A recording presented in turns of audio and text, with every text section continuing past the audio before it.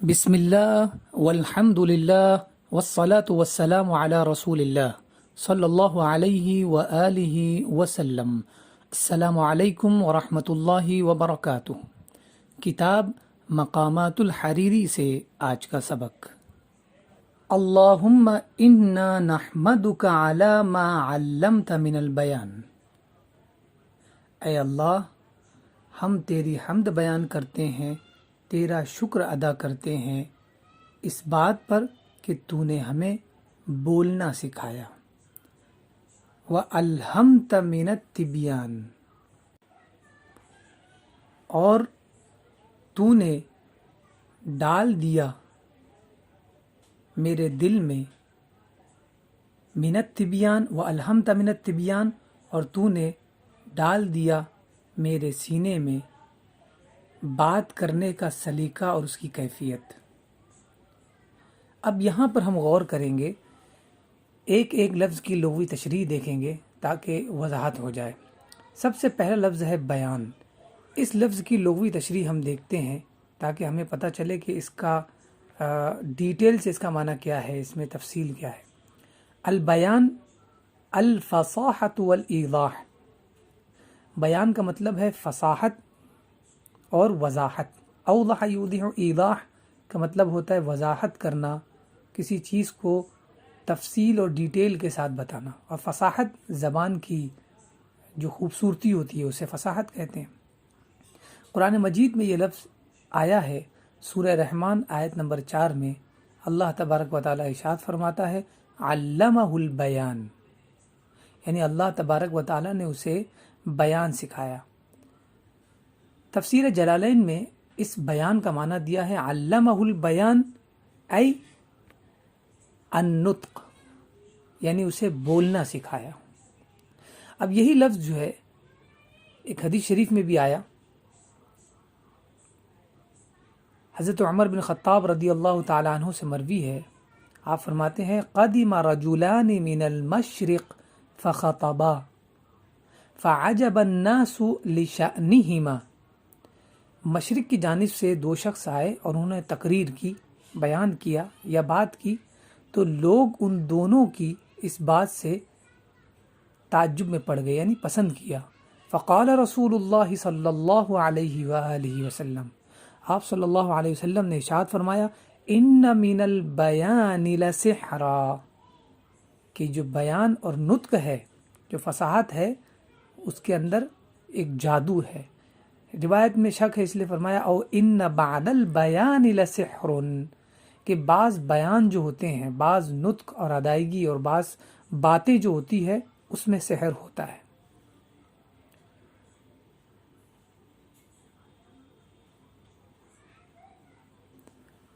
آگے فرمایا وَأَلْهَمْتَ مِنَ التِّبْيَانِ، ابھی لفظ تبیان کی الہمہ کی ہم لغوی تشریح دیکھتے ہیں کہ کیا لکھا ہے اس میں۔ تو کہا الہمہ فعل رباعی ہے اور متعدی ہے، ٹھیک ہے۔ الہمت ماضی ہے، الہم الہم مضارع ہے، اور الہم یہ امر ہے، اس کا مصدر الہام آتا ہے۔ معنی ہے الہم او الہم اللہ عبدہ خیرا، معنی کیا ہے اوصا الیہ بہ، یعنی اللہ تبارک و تعالیٰ نے اسے خیر کی وصیت فرمائی۔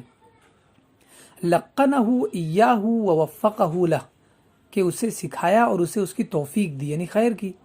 اور تیسرا معنی ہداہ الیہ، یعنی اسے خیر کی طرف اس کی رہنمائی فرمائی۔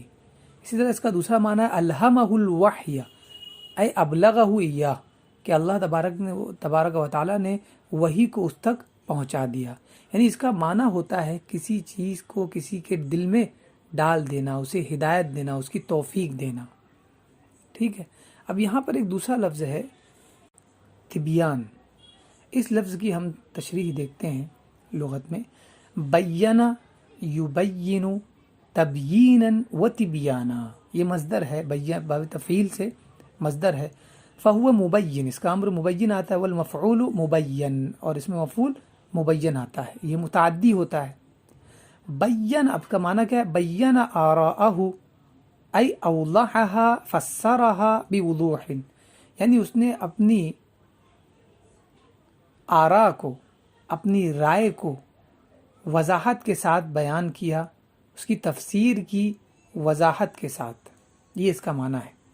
اب یہ لفظ جو ہے تبیان قرآن مجید میں بھی آیا، اللہ تبارک و تعالیٰ ارشاد فرماتا ہے وَيَوْمَ نَبْعَثُ فِي كُلِّ أُمَّةٍ شَهِيدًا عَلَيْهِمْ مِنْ أَنفُسِهِمْ وَجِئْنَا بِكَ شَهِيدًا عَلَى هَؤُلَاءِ وَنَزَّلْنَا عَلَيْكَ الْكِتَابَ تِبْيَانًا لِكُلِّ شَيْءٍ وَهُدًى وَرَحْمَةً وَبُشْرَى لِلْمُسْلِمِينَ۔ تو یہاں لفظ تبیان جو ہے وارد ہوا ہے قرآن مجید میں۔ اس لفظ کی ہم کا معنی دیکھ لیتے ہیں، اس کا ترجمہ پڑھ کر۔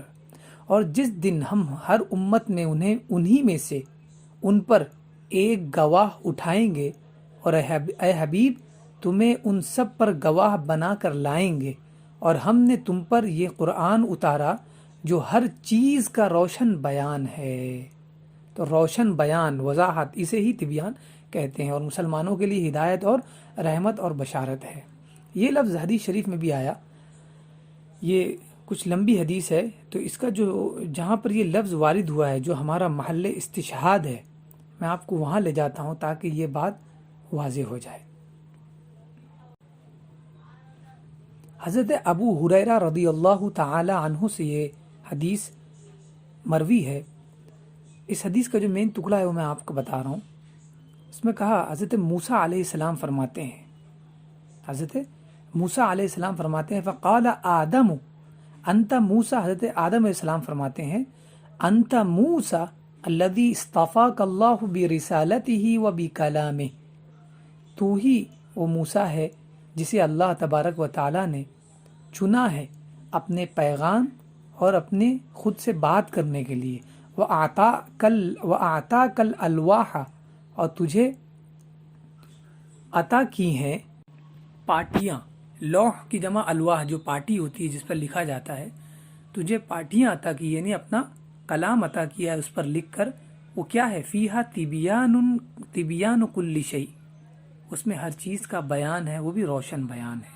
تو یہ لفظ جو میں نے حدیث شریف میں دیکھا تو میں نے کہا آپ کو بیان کر دوں تاکہ یہ حدیث بھی آپ کے علم میں آ جائے۔ تو ہم دوبارہ ترجمہ دیکھ لیتے ہیں۔ اے اللہ، ہم تیرا شکر ادا کرتے ہیں اس بات پر کہ تو نے ہمیں بولنا سکھایا، والحمد من التبیان، اور بولنے کا طریقہ بھی تو نے ہمارے دل میں الہام فرمایا۔ کما نحمدک علی ما اسبغت من العطاء واسبلت من الغطاء، جیسا اسی طرح ہم تیری تعریف کرتے ہیں، تیرا شکریہ ادا کرتے ہیں، ما اسبغت من العطاء، جو عطائیں اور بخششیں تو نے ہم پر تمام کی، واسبلت من الغطاء، اور جو تو نے ہماری پردہ پوشی فرمائی۔ اب یہاں پر ایک ایک لفظ کی تشریح دیکھتے ہیں تاکہ بات واضح طور پر سمجھ میں آئے۔ اسبغ یسبغ، اسباغ، اور العطا، اس کا معنی۔ اب اسبغ کی لغوی تشریح اگر ہم دیکھیں تو ہمیں ملتا ہے اسبغ، یہ فعل رباعی ہے، متعدی ہوتا ہے کسی حرف کے لگانے سے۔ اسبغ ماضی ہے، یسبغ مضارع ہے، مصدر اسباغ ہے۔ معنی ہے اسبغ اللہ علیہ النعم، اے غمرہ بہا او اتمہا علیہ، یعنی اللہ تبارک و تعالیٰ نے اس پر نعمتیں تمام کر دیا، اسے نعمتوں سے بھر دیا۔ دوسرا معنی اسبغہ لہ النفقہ، اسبغ لہ النفقہ، معنی ہے انفق ووسع علیہ ما یحتاج الیہ، کہ اس پر خرچ کیا اور جو چیز کی اسے ضرورت تھی اس میں وسعت دے دی، یہ اسبغہ کا معنی ہے۔ قرآن مجید میں بھی یہ لفظ استعمال ہوا ہے۔ اللہ تبارک و تعالی ارشاد فرماتا ہے أَلَمْ تَرَوْا أَنَّ اللَّهَ سَخَّرَ لَكُم مَّا فِي السَّمَاوَاتِ وَمَا فِي الْأَرْضِ وَأَسْبَغَ عَلَيْكُمْ نِعَمَهُ ظَاهِرَةً وَبَاطِنَةً وَمِنَ النَّاسِ مَن يُجَادِلُ فِي اللَّهِ بِغَيْرِ عِلْمٍ وَلَا هُدًى وَلَا كِتَابٍ مُنِيرٍ، کیا تم نے نہ دیکھا کہ جو کچھ آسمانوں اور زمین میں ہیں سب کو اللہ نے تمہارے لیے کام میں لگا رکھا ہے، اور اس نے تم پر اپنی ظاہری اور باطنی نعمتیں پوری کر دی، یعنی تمام کر دی۔ اس طرح سے یہ لفظ یہاں پر استعمال ہوا۔ یہ لفظ حدیث شریف میں بھی آیا، حضرت عائشہ رضی اللہ تعالی عنہا سے یہ حدیث مروی ہے۔ آپ فرماتی ہے ان عبد الرحمن توضأ عند عائشہ، حضرت عبد الرحمن حضرت عائشہ صدیقہ رضی اللہ تعالیٰ عنہ کے پاس وضو فرما رہے تھے. فقالت، تو حضرت عائشہ صدیقہ رضی اللہ تعالیٰ عنہ نے ارشاد فرمایا، یا عبد الرحمن اسبغ الوضوء، اے عبد الرحمن وضو کو پورا کرو، یعنی تمام کرو، اچھے سے کرو، کہیں کوئی جگہ چھوٹنے نہ پائے، پورا ایریا گھیر لو. یہ اسبغ کا معنی ہے. فإنی سمعت رسول اللہ، اس لیے کہ میں نے رسول اللہ صلی اللہ علیہ وسلم سے سنا ہے، یقول، آپ فرماتے ہیں، ویل للعقاب من النار. یہ حدیث میں یہ لفظ استعمال ہوا. اب آگے دیکھتے ہیں ہم لفظ عطا. عطا کی لغوی تشریح ہم دیکھتے ہیں. العطاء ما یعطا، جو عطا کیا جائے اسے عطا کہا جاتا ہے. والجمع اعطیہ، اس کی جمع اعطیہ آتی ہے اور اعطیات دونوں آتی ہے. واعطیات الملوک ہباتہم، اور بادشاہوں کی عطیہ یعنی ان کے ہبہ کیے ہوئے آتی ہے بخششیں. واعطیات الجند ارزاقہم، ان کے رزق، لشکریوں کے فوجیوں کے رزق کو اعطیات بھی کہا جاتا ہے. یعنی معنی کیا ہے، ما یرتب لہم من مال، یعنی جو مال ان کو بطور تنخواہ اور سیلری دی جاتی ہے اسے اعطیات کہا جاتا ہے، اعطیات الجند. قرآن مجید میں یہ لفظ استعمال ہوا، کلن نمد ہؤلاء وہؤلاء من عطاء ربک وما کان عطاء ربک محظورا. ہم آپ کے رب کی عطا سے ان دنیا کے طلبگاروں، یہاں مراد ان سے مراد کیا، دنیا کے طلبگاروں، اور ان یعنی آخرت کے طلبگاروں سے سب کی مدد کرتے ہیں. ہم رب کی عطا سے دنیا کے طلبگار اور آخرت کے طلبگاروں سب کی مدد کرتے ہیں، اور تمہارے رب کی عطا پر کوئی روک نہیں. تو لفظ عطا جو ہے نا، یہ عربی میں بھی وہی معنی دیتا ہے جو ہمارے ہاں اردو میں اس کا معنی ہے. اب لفظ اسبلا اور غطاء کا معنی دیکھتے ہیں. اسبلا کا اگر لغوی تشریح دیکھیں تو آپ کو ملے گی، اسبل الستر اے ارخاہ، یعنی ستر سے مراد کیا ہے، کوئی پردہ، اس نے پردہ ڈال دیا. ارخا یرخی، ارخا مندی کیا ہوتا ہے، ڈال دینا، ڈھیلا کر کے نیچے چھوڑ دینا، یہ ہوتا ہے ارخا یرخی کا معنی. یہ لفظ جو ہے حدیث شریف میں بھی آیا. حضرت عبداللہ ابن مسعود رضی اللہ تعالیٰ عنہ سے مروی ہے، آپ نے فرمایا، من اسبل ازارہ فی صلاتہ خیلاء فلیس من اللہ فی حل ولا حرام. آپ نے فرمایا کہ جس نے اپنی نماز میں اپنی ازار کو نیچے کیا، ڈال دیا، مطلب کیا، اسبلا ازارہ ڈال دیا، یعنی نیچے ڈھیلا کر دیا، تو کیا ہے، خیلاء. ابھی خیلاء کی تفصیل کیا ہے، اس کی تشریح میں نے دیکھی تو ملا، خیلاء ای کان قاصدا بذلک الکبر والعجب واحتقار غیرہ. خیلاء کا مطلب ہے کہ اگر اس نے اپنے پاجامے کو نیچے ڈال دیا تو اس کا مطلب یہ ہے کہ وہ غرور اور گھمنڈ کا ارادہ رکھتا ہے اور دوسروں کو خود سے وہ حقیر سمجھتا ہے. یہ خیلاء کا معنی ہے. فلیس من اللہ فی حل ولا حرام، تو اس کا معنی کیا ہے اس حدیث کے الفاظ کا، تو کہا فأی فیکون جزاؤہ ان اللہ لا یمن علیہ بالخیر ولا یمنعہ عطاءہ وفضلہ. اللہ اکبر. یعنی جو اگر پاجامے کو اپنے ٹخنوں سے نیچے کرتا ہے، اس کی جزا بتایا کہ اس کی جزا یہ ہے کہ اللہ تبارک و تعالی خیر سے اس پر احسان نہیں فرمائے گا، یعنی اس پر احسان جو کرتا ہے اللہ تعالیٰ تو خیر کا احسان نہیں فرمائے گا. ولا یمنعہ عطاءہ وفضلہ، اور نہ ہی اپنی عطا یعنی بخشش اور اپنے فضل سے اسے کچھ حصہ دے گا. ولا یمنع عنہ عذابہ وبلاءہ، اور نہ ہی اپنے عذاب اور اپنی طرف سے دی جانے والی آزمائش کو اس سے وہ روکے گا. اللہ اکبر. ایک پاجامے کا نیچے ہونا ہمارے لیے کس قدر مصیبت کھڑی کر سکتا ہے. بہرحال اب لفظ غطاء ہے، اس لفظ غطاء کی ہم لغوی تشریح دیکھتے ہیں. فرمایا الغطاء ما یجعل فوق الشیء فیواریہ ویسترہ، یعنی ایک یہ غطاء کہتے ہیں اس شے کو جو کسی چیز پر رکھ دی جائے تاکہ اسے ڈھانک دیا جائے، اسے ڈھانکنے کے بعد اسے چھپا دیا جائے، اس کا معنی یہ ہوتا ہے. اور اسی سے آتا ہے غطاء المائدہ، یعنی جو ٹیبل ہوتا ہے جس پر کھایا جاتا ہے دسترخوان کے لیے، تو اس کے اوپر جو کپڑا بچھایا جاتا ہے اسے غطاء المائدہ کہتے ہیں. ٹھیک ہے. وغطاء الفراش، اور فراش یعنی آپ کا بستر کے اوپر جو چادر بچھائی جاتی ہے اسے غطاء کہتے ہیں. تو اب اس کا معنی ہم دیکھ لیتے ہیں. اسی طرح ہم تیری حمد بیان کرتے ہیں، شکر ادا کرتے ہیں جو تو نے ہم پر عطاؤں کی بارش کی اور اسے تمام کر دیا. وَأَسْبَلْتَ مِنَ الْغِطَاءِ اور تو نے ہماری غلطیوں پر پردہ ڈال دیا. ٹھیک ہے. وَنَعُوذُ بِكَ مِنْ شِرَّةِ اللَّسَنِ وَفُضُولِ الْحَذَرِ اور ہم تیری پناہ چاہتے ہیں زبان کی تیزی سے، زبان کی تیزی اور اس کی بے لگامی سے. وَفُضُولِ الْحَذَرِ وَفُضُولِ الْحَذَرِ فضول الحذر کا معنی کیا ہے کہ ہم تیری پناہ چاہتے ہیں بے فائدہ اور لا یعنی باتوں کی کثرت سے اور اس کی زیادتی سے. ٹھیک ہے، یہ اس کا معنی ہو گیا.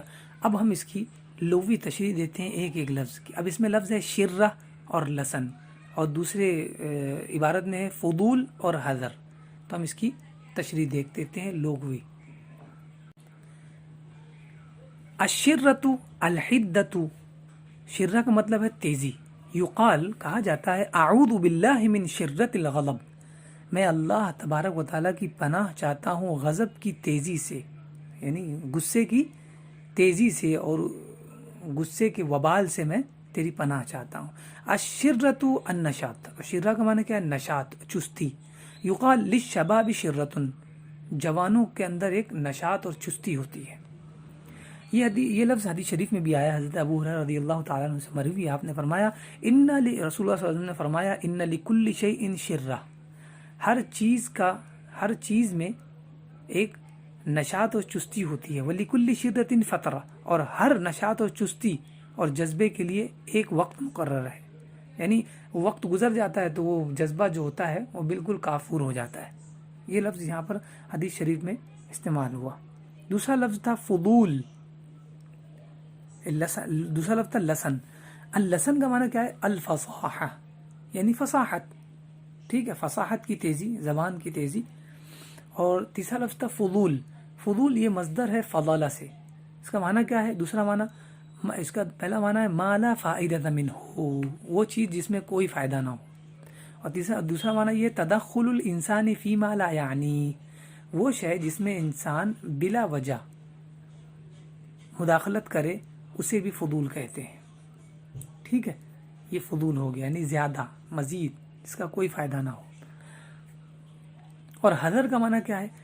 حذر الرجل فی منطقه حذر حذرا وحذرا، معنی کیا ہے؟ تکلم بما لا ينبغی، یعنی انسان نے وہ بات کہی جو اس کے لیے مناسب نہیں تھا کہنا، اس چیز کو حذر کہتے ہیں. یعنی وہی فضول بات جو ہمارے یہاں کہا جاتی ہے، بے فائدہ اور لا یعنی بات.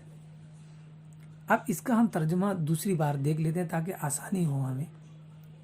فرمایا وَنَعُوذُ بِكَ مِنْ شِرَّةِ اللَّسَنِ اور زبان کی تیزی سے ہم تیری پناہ چاہتے ہیں اور بے فائدہ اور لا یعنی باتوں کی زیادتی سے اور کثرت سے ہم تیری پناہ چاہتے ہیں. آگے جملہ ہے کما نعوذ بک من معرۃ اللکن وفضوح الحصر، اسی طرح ہم تیری پناہ چاہتے ہیں معرۃ اللکن، نہ بولنے کے عیب سے، لکنت کے عیب سے، وفضوح الحصر اور نہ بول پانے کی فضیحت سے. اب یہاں پہ دو لفظ ہیں، ایک معرہ اور ایک لکن، اور دوسرے جملے میں فضوح اور حصر. تو اس کی ہم لغوی تشریح ایک ایک کر کے دیکھ لیتے ہیں تاکہ ترجمہ جو ہے ہم نے کر تو لیا ہے لیکن اس ترجمے کی جان ہمیں سمجھ میں آ جائے کہ کس طرح سے ہم نے ترجمہ کیا ہے. تو پہلا لفظ ہے معرہ، اس کا معنی ہوتا ہے اذا یعنی تکلیف. دوسرا معنی ہے اثم خطیئۃ جنایہ یعنی گناہ. تیسرا معنی ہے معرۃ یعنی عیب، اور یہاں عیب ہی مراد ہے. اس کے بعد ہے لکن، لکینا فلان لکینا لکنن ولکنتن، معنی کیا ہے؟ عیّ وثقل لسانہ، یعنی وہ تھک گیا اور اس کی زبان بہت ہی ثقیل ہو گئی، وزندار ہو گئی، یعنی وہ بول نہیں سکا. اسی کو کہتے ہیں لکنا. اس کی جمع ہوتی ہے لکنن. دوسرا لفظ ہے فضوح. فضوح و فضوحہ یہ اسم ہے، معنی کیا ہے؟ کشف المساوی والعیوب، یعنی عیبوں کو اور غلطیوں اور خامیوں کی پردہ دری کرنا. ٹھیک ہے، پردہ دری کرنا، عیبوں کو کھولنے کو یہ فضاحت کہتے ہیں. اسی لیے کہتے ہیں نا جب ہم کسی کو نصیحت کرتے ہیں تنہائی میں کریں. اگر لوگوں کے سامنے ہم نصیحت کریں گے کسی غلط کام پر تو گویا آپ نے اس غلط کام کو اور 4 لوگوں کو بتا دیا, تو گویا یہ آپ نے کیا کیا, اس کے عیب کو کھول دیا. اسی لیے اسے نصیحت نہیں کہا جائے گی, فضیحت کہا جائے گا. یہ لفظ قرآن مجید میں بھی استعمال ہوا ہے فعل مضارع کی صورت میں. اللہ تبارک و تعالی ارشاد فرماتا ہے قال ان هؤلاء ضیفی فلا تفضحون. لوط نے فرمایا, حضرت لوط علیہ السلام نے ارشاد فرمایا یہ میرے مہمان ہیں, ہؤلاء ضیفی, یہ میرے مہمان ہیں, فلا تفضحون, تو تم مجھے شرمندہ نہ کرو, تم مجھے شرمندہ نہ کرو. یعنی یہ جو میرے مہمان آئے ہیں اور تم میری قوم ہو, تو میری قوم کے اندر کیا خرابیاں ہیں مجھے پتا ہے, لیکن میرے مہمانوں کے سامنے وہی بری حرکتیں کر کر مجھے شرمندہ مت کرو. سے مراد یہ ہے کہ اپنے عیب کو ان کے سامنے ظاہر نہ کرو, ورنہ تمہارے ساتھ ساتھ میں بھی بدنام ہو جاؤں گا. تو یہ مطلب بولنے کہ اپنے عیب کو ظاہر کرنا, ٹھیک ہے. اور دوسرا لفظ تھا حسر, حسر تھا نا, حسر, یہ ہے حسر فلان حسر حسرا حسرن, یہ اس کا مصدر ہے. معنی کیا ہے, ضاق صدرہ, یعنی اس کا دل تنگ ہو گیا, ٹھیک ہے, اس کا دل تنگ ہو گیا. قال حسر القارئ والخطیب اعی فی منطقہ ولم یقدر علی الکلام. پڑھنے والا, قرآن پڑھنے والا یا کوئی بھی چیز پڑھنے والا اور تقریر کرنے والا جب تھک جائے, فی منطقہ یعنی اپنی بات نہ کر سکے, زیادہ بولنے کے بعد جو ہے الفاظ ہی نہیں ادا ہوتے, ولم یقدر علی الکلام, اور بات نہ کر سکے, اسے کہتے ہیں حسیرہ, ٹھیک ہے. قرآن مجید میں یہ لفظ استعمال ہوا, اگر یہ لفظ آپ دیکھ لیں گے تو بآسانی سمجھ جائیں گے.